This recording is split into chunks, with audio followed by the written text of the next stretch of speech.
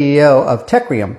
They launched the first XRP ETF in the United States, but it's a leveraged one. They're not buying XRP directly. However, it is the fastest and largest growing fund to date. And at some point, he said they might have to go spot ETF, or they may be forced to go spot ETF by the SEC. So we'll see if and when that happens. But this is the headline here. Robbie Mitchnick, current head of digital assets over at BlackRock now. His model, that says 4,300. That's the quote from this little video you're going to see. It's a 30-some-odd second video. But this guy right here says, this guy says, any responsible person would say, you cut that in half and then cut it in half again. Well, that still leaves you with about $1,075 somewhere around there XRP, which I'm going to be very happy with. But the guy who came up with the valuation is a guy who used to, he was over at Ripple prior to 2018. He co-authored something called a fundamental valuation framework for crypto assets with Susan Athey, another employee at Ripple. She's a Ripple board member, and John Bates, a Clark Medal winner. I don't know what a Clark Medal is, but that's worth looking up.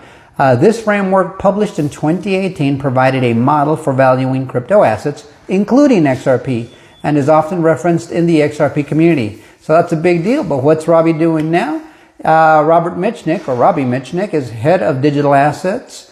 He drives BlackRock's strategy for digital assets and distributed ledger technology. He oversees strategic initiatives, including the development of crypto-related products like BlackRock's Spot Bitcoin ETF, which became one of the most successful ETF launches, reaching over 50 billion in assets to this day. So just to give you an idea of who we're talking about, they are discussing the valuation model that Robbie Mitchnick came up, or Robert Mitchnick, when he was in 2018, and he was no kook.